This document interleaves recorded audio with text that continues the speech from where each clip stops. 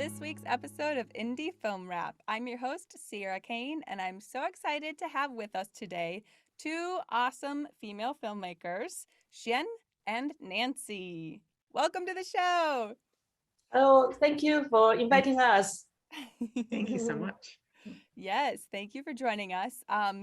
We have a lot to get to today, and I'm excited to talk about the documentary short, Alone Together.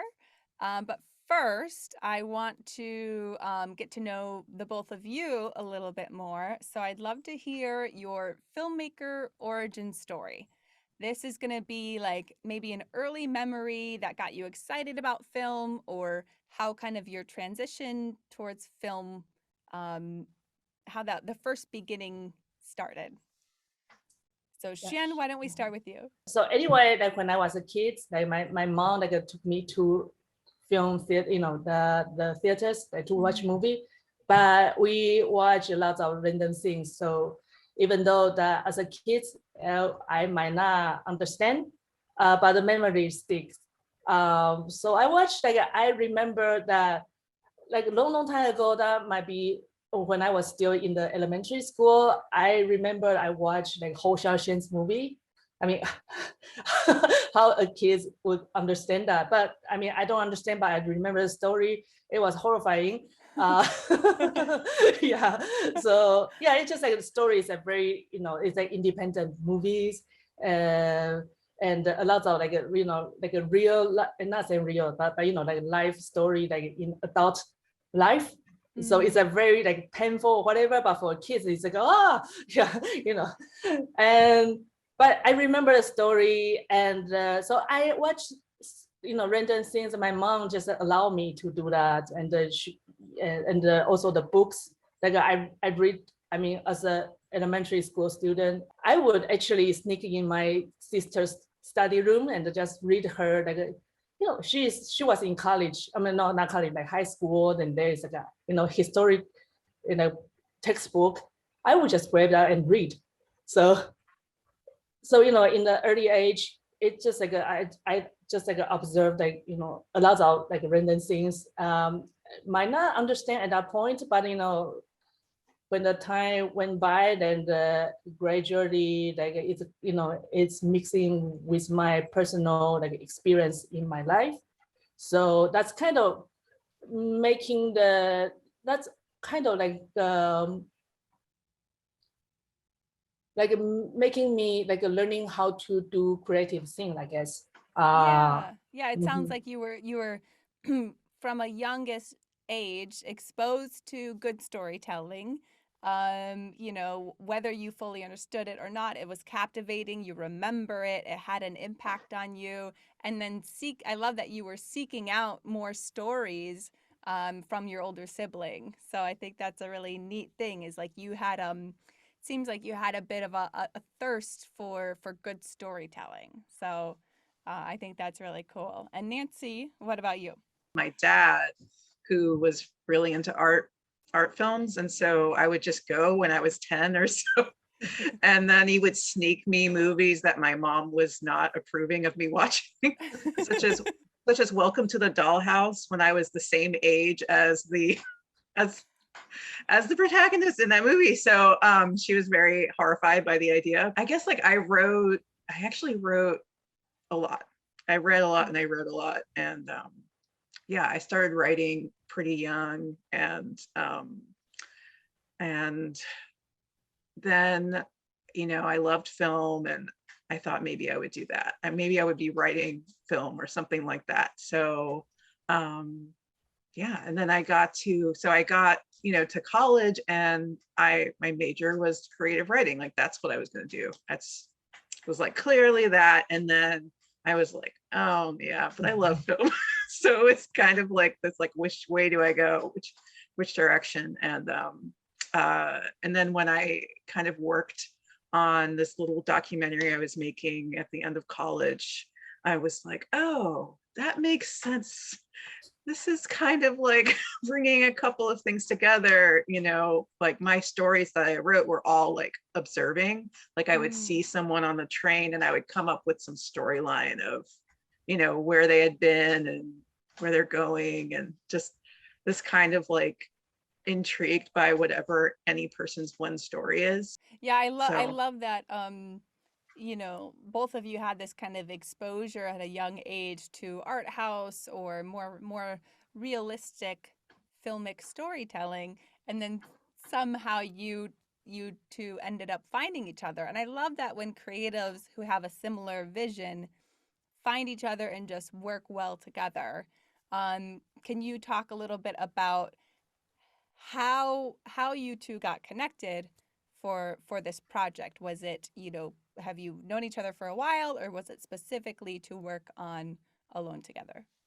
well, Okay. we met actually in another group. So you had mentioned that other group, but we met in a group called Real Nonfiction, which was fantastic. I mean, it was a lot of it kind of, you know, we were both working on features, of our own, and it was kind of like a really great sort of workshop style group. So that's how we met. And you know, I liked her editing style and shooting style. So it's, yeah, I could see like a real sort of personality to the way that you make films.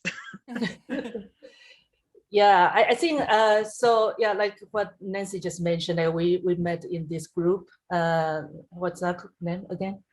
Real Nonfiction. Real Nonfiction. Yeah. So Nancy is working on a project, a feature doc. It's called Rocky Flats, and me working on another documentary about immigrants artists in New York. It's called Here at Home. So we've been working on, you know, just individually working on our projects for a few years before we making. I mean, yeah, as you understand, I mean, you know, this Alone Together is about the pandemic. So you know, before that we've been working on our own projects, and but we also like helping each other. You know, Nancy helped me to work on my grant writing, and I will edit her you know, work sample, something like that. So we've been, you know, constantly exchanging ideas and knowing like how to make the best effort from our collaborations. So, and until the day the pandemic came by. Yeah, until that fateful day that changed all of our lives. Yeah. Yes. Yeah. But okay, so I think that's really neat, and I think that's something. I mean, we have a lot of young creatives who like to watch our show, and I love giving advice to young filmmakers. And I think that even that your guys' story is a beautiful story of how having a creative partner to even just share what you're both working on, if you're working separately on something, to have that accountability to share, hey, I'm working on this, what are you working on, bouncing ideas off each other, can be a great way to progress and move forward and not lose steam, and maybe share some of the ups and downs that come along on the journey.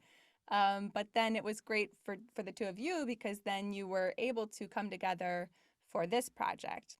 So let's dive into Alone Together.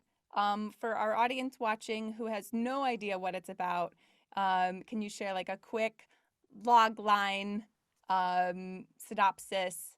And then I want to hear what that process of filmmaking was like. The story is about like you know, war citizens from 11 countries documenting their self, you know, their personal story, their surroundings, and it's a collaboration from those people from 11 countries, and how they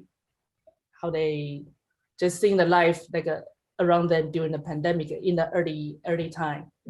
So the reason I'm starting, so the story, the behind the scene of making this film, I say that.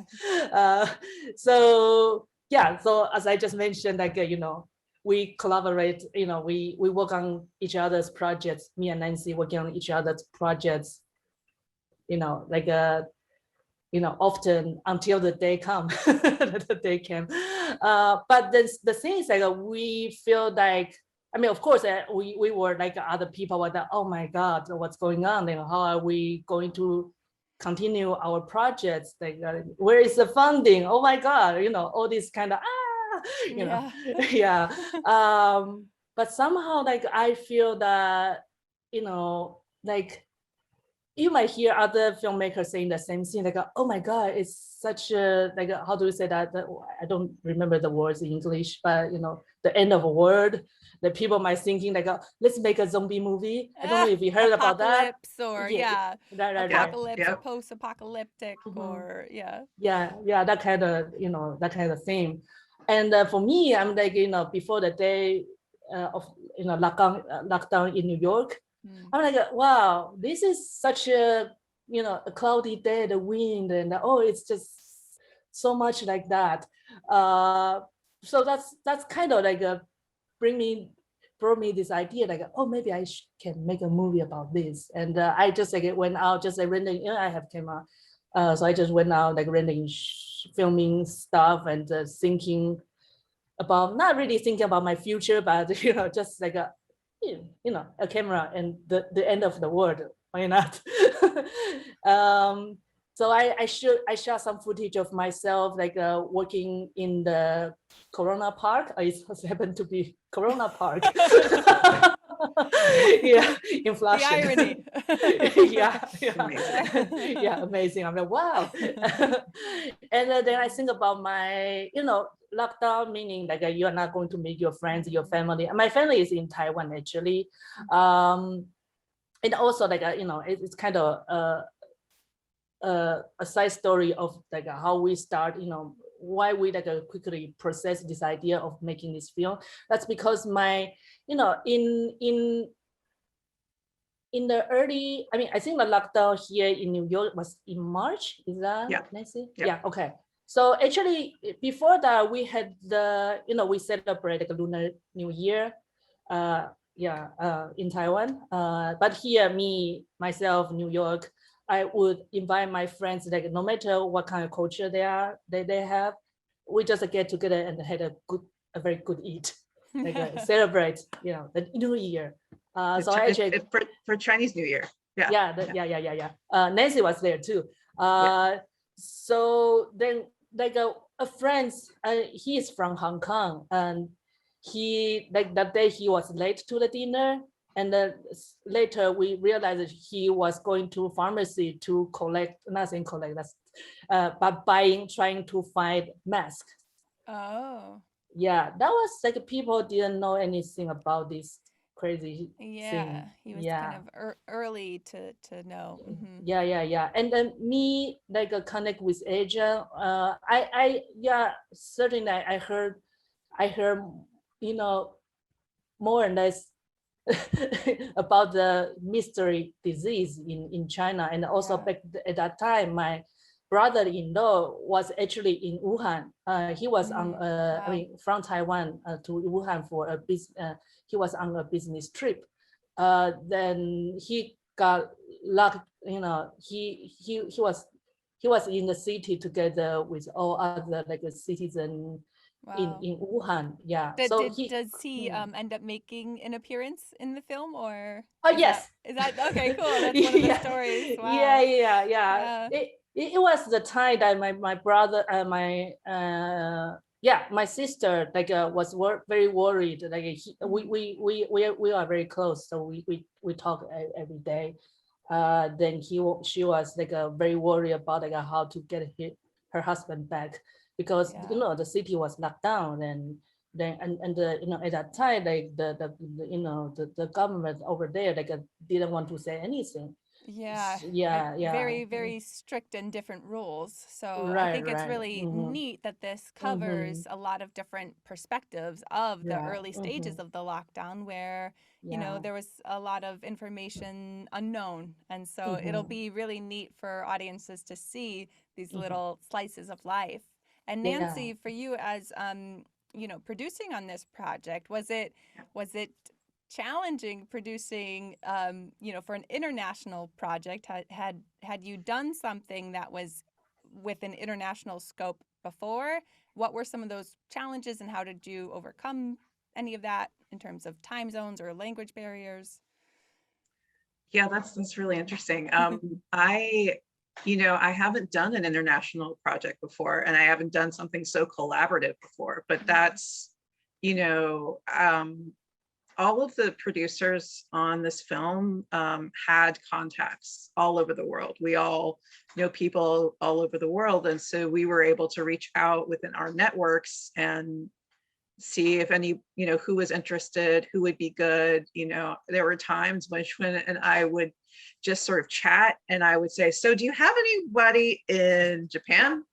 Do you have any, like, do you need someone? Like, who do we, and we just kept adding more and more people. And it was this kind of thing where everybody was wanting to do something, they were all just kind of like frustrated and alone. And people were really excited about sharing their own experiences. And we got such, like, producing, right? We have so many different kinds of footage because it's from so many, different kinds of phones. Some people use cameras, but it's like, yeah. So it's like, sort of like these different things. And then there were certain levels of where we were kind of, giving people sort of the basics of, like, oh, you want to make sure when you're, you want to hold on something for a little while, or, just giving this sort of direction to people. We would have Zoom calls and,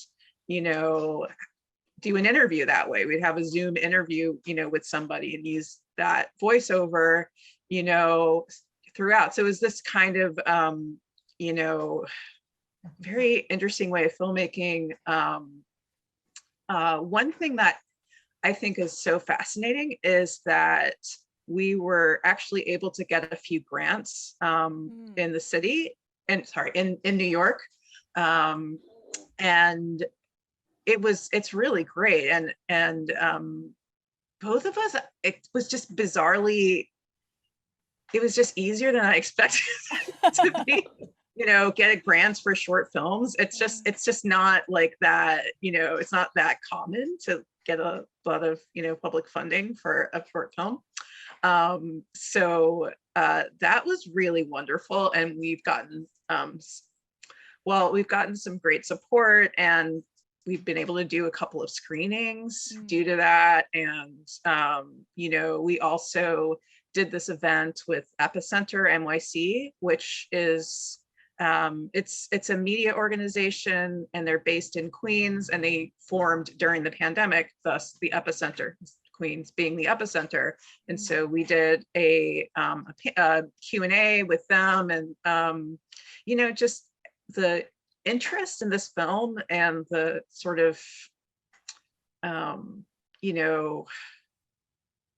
I guess excitement, but I think more just the sort of people just saw that. I think people just see themselves, and they're, and it just, they feel something, and they think, and it also, it just, the film brings up so many issues, so many underlying issues that we just don't talk about much. And even, the weird thing about our Chinese New Year's celebration was, me being a white woman, like, I have never experienced having to wear a mask.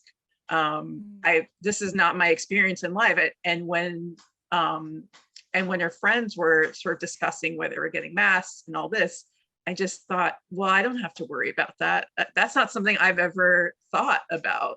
So it was like this moment in time where I feel like, oh, that was kind of, that was like kind of dumb that, like, I didn't think, but it's like, about that. Like, it's such a weird moment. The privilege that we sometimes don't even see or realize that we have, not prior to the COVID times, not having that, or that kind of, even the consideration of wearing a mask and how it is different among cultures. And I think that is really neat that the film, shares more on that.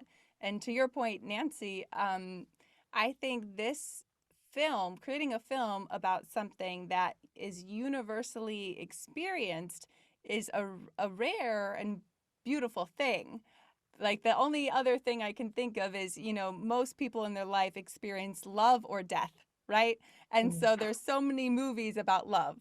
And then there's so many movies that grapple with death. And those are two very common themes. Um, but COVID is something that um, has touched, everyone in some way. And so it is a very universal story, or something that so many people can relate to. So let's take a look at the trailer for Alone Together.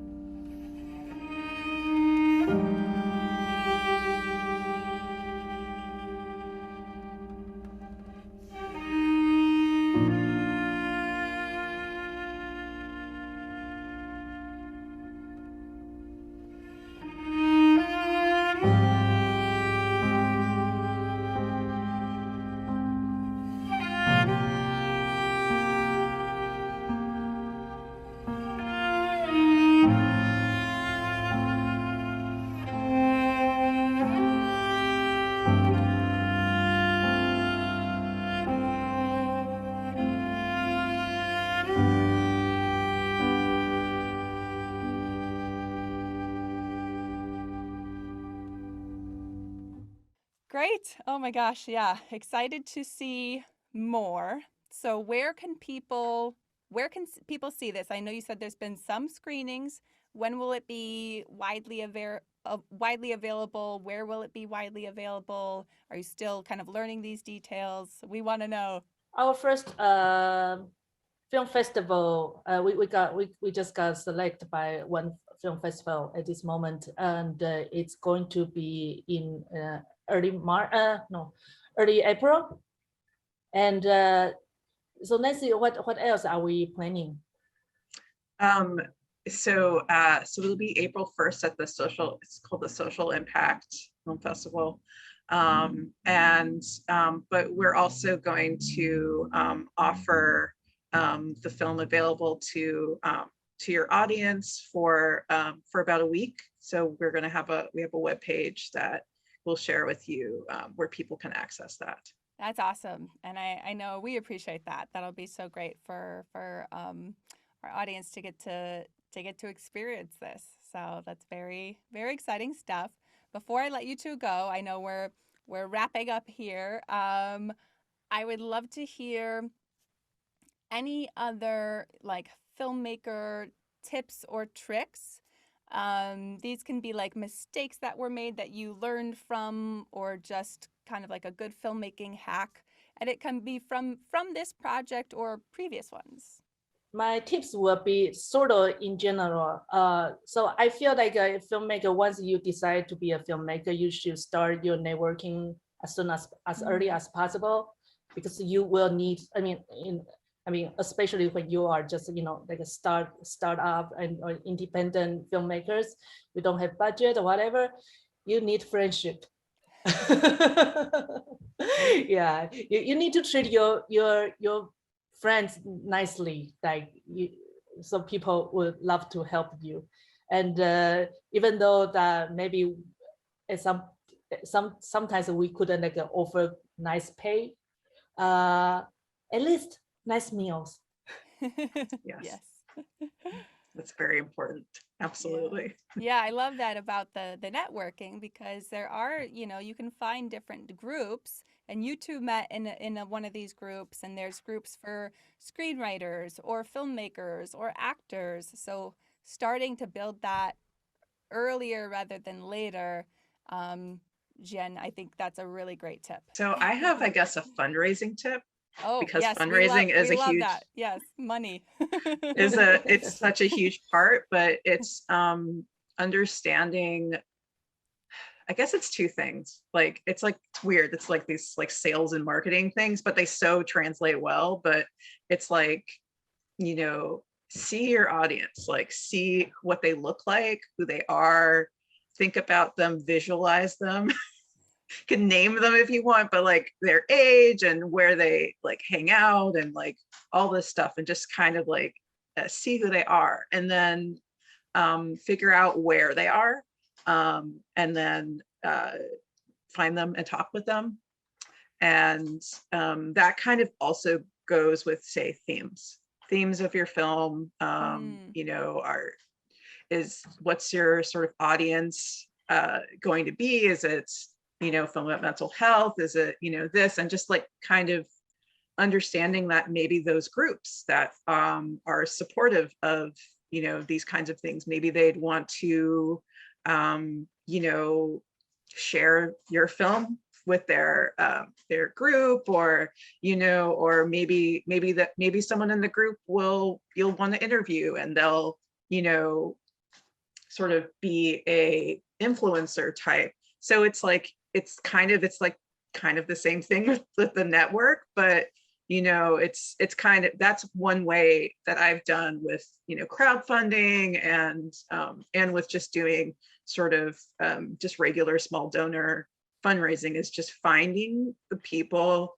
showing that you're really in it, and, you know, and just continuing to build those relationships. So relationship building is super important. Amazing tips. So grateful to have you both on the show. So thank you so much, Jen and Nancy, for joining us on Indie Film Wrap. Thank you so much. Thank you.